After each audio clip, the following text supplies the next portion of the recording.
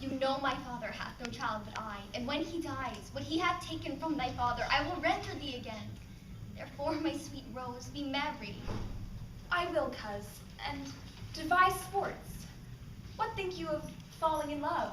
Love no man in earth. How now, daughter and cousin? Your country is subdued. Aye, my liege. You will take Philip's light in it, and appear to challenge his youth. I will dissuade him, but he will not be detained. Young man, have you challenged Charles the Dueler? I come as others do. Just try the strength of my youth. You have seen cruel proof of this man's strength. We pray you, for your own sake, give over this attempt. Do, young sir. If I be foiled, there's but one fallen that was never gracious. If killed, but one dead that was never meant to be alive. In this world, I fill a place that being better filled once I have made it empty. Fare you well. Where is this youth who is so desirous to lie with his mother earth? And you mean to mock me before, but you should mean to knock me after, but you should not mock me before. But come your ways. Now, Hercules, be thy speed, young man.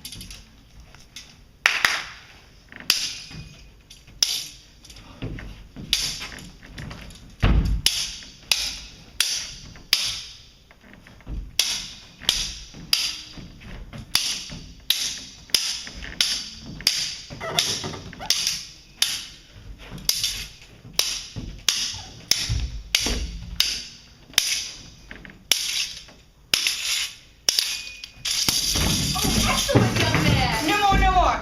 How dost thou, Charles? You would not speak, my lord. Bear him away.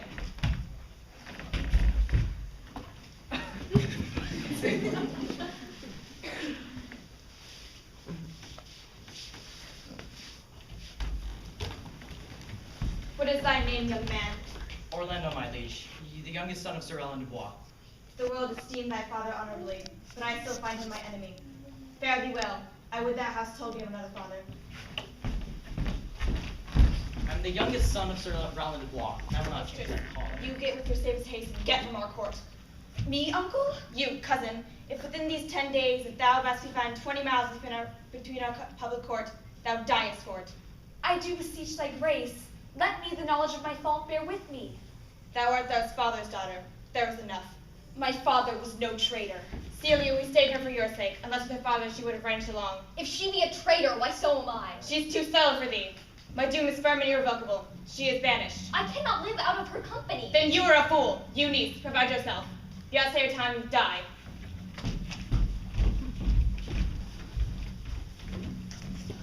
Say what thou canst. I'll go along with thee. Whither shall we go? To seek my uncle in the forest of Arden.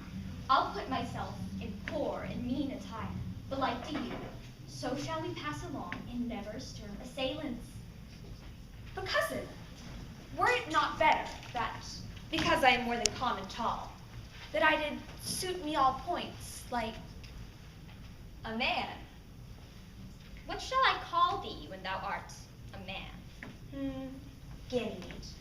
But what will you be called? No longer Celia, but Aliena. But cousin, what if we essayed to steal that clownish fool out of your father's court? Would he not be a comfort to our travels? Which was when, which, when it bites and blows upon my body, even till I shriek with cold, I smell it. This is no flattery. These are the feelings that persuade me what I am. Sweet are the uses of adversity. And this our life, except for public haunt, fine tongues and trees, books and the running brooks, sermons and stones, and good in everything. Why, how now, monsieur, you look merrily. A fool, and then a fool in the forest. A motley fool, when there hath been a courtier. Oh, that I were a fool. I'm ambitious for a motley coat. Thou shalt have one. Then invest in me in my motley. Give me leave, and I shall speak my mind, and through to cleanse the body of the infected world. Thou thyself hast been overly kind. Forbear, and eat no more. What, I've eaten none yet. Forbear, I say, he dies of just any of that fruit. And you will not be answered with reason. Therefore, I must die. What have you? Your gentleness shall force more than your force move us to gentleness. No, do not eat any food until me and my affairs are answered. Sit down and feed, and welcome to our table. Speak you so gently? Pardon me, I thought all things had been savage here. But please, forbear your food for a little while. There's a poor old man who is limped in pure love. Cleveland's first suffice. I will not touch a bit. There was nothing till you were It will be to cast away honesty upon a foul slut, or to put good meat into an unclean dish. I am not a slut, but I thank the gods I am foul. Well, praise be the gods for thy foulness. Sluttiness would come after. But I will marry thee. Sir Oliver Martex the vicar hath promised to meet me in this place and to couple us. I would see this meeting. Will the gods give us joy? Amen. Here comes Sir Oliver.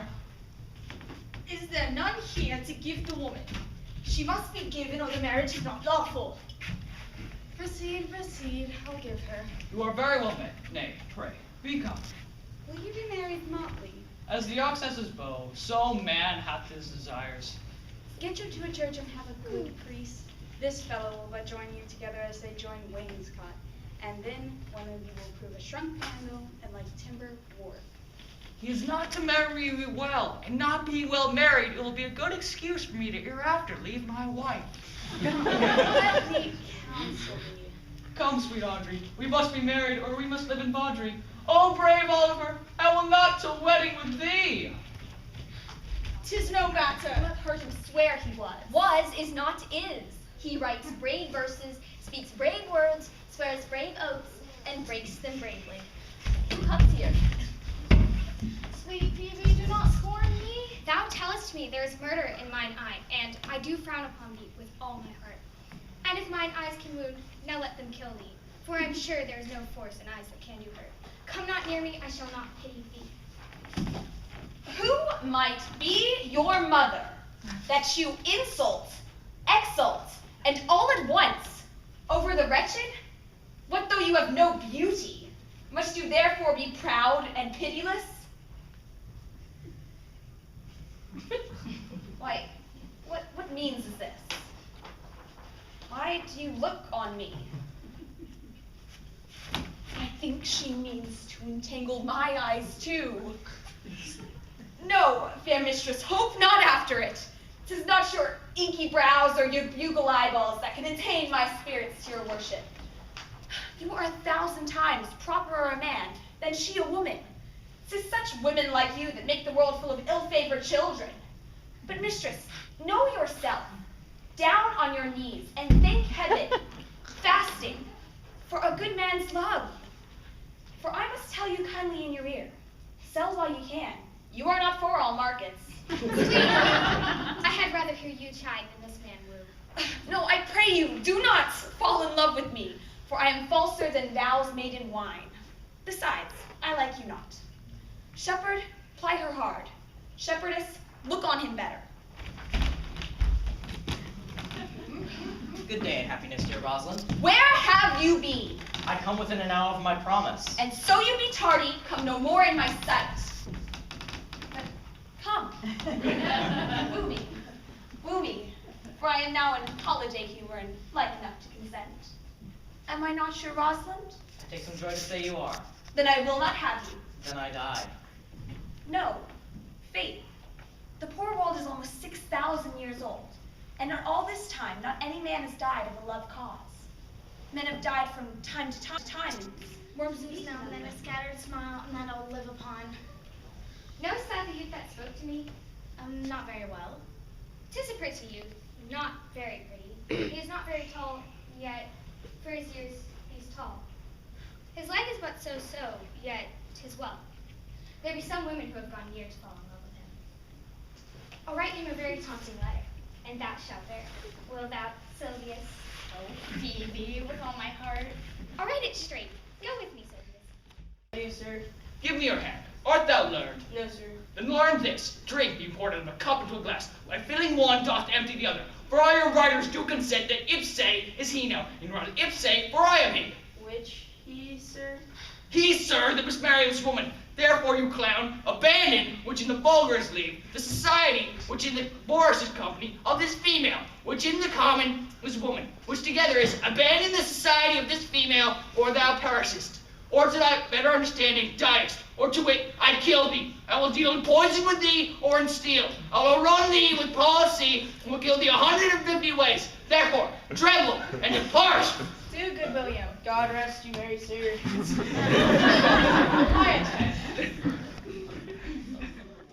Yeah, it should be to your benefit. Porter and Lannister father owned, I shall bestow upon you. You should be married tomorrow. Invite the Duke and all his followers. That I will. God save you, brother. And you, fair sister.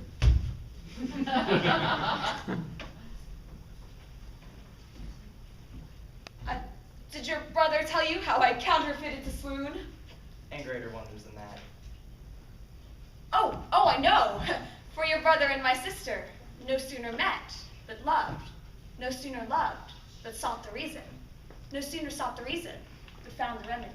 They shall be married tomorrow, just as long as I will be heart-heavy. I can live no longer by thinking.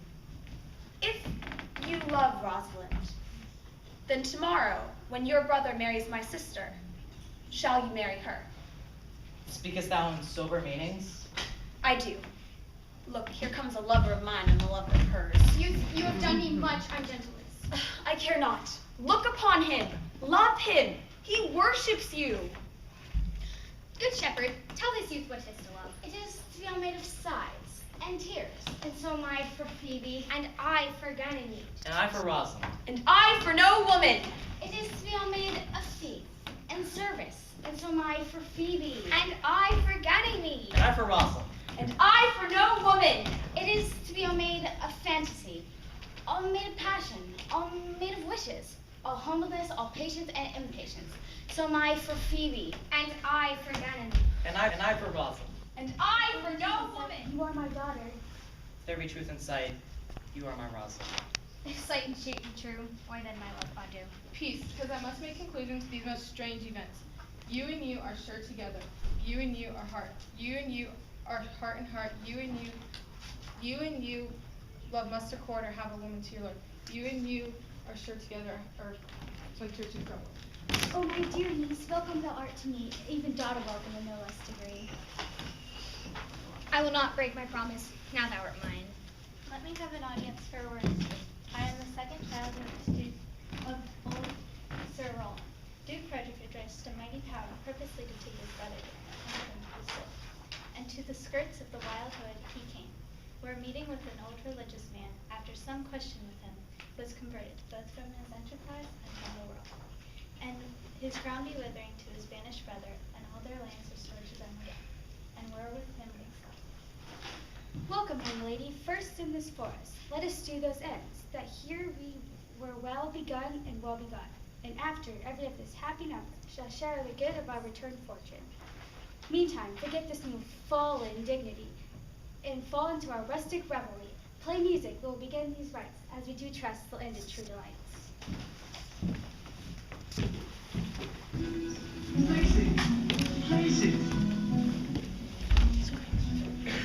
It is not the fashion to see the lady in the epilogue, but it is no more unhandsome than to see the lord in the prologue.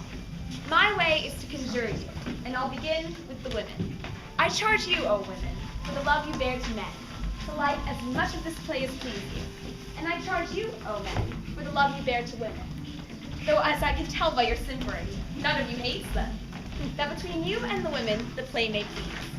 As I am a woman, I would kiss as many of you that had beards that pleased me, complexions that liked me, and breaths that I defied not. And I am sure as many of you that had good beards or good faces or sweet breaths will, when I make my curtsy, bid me farewell.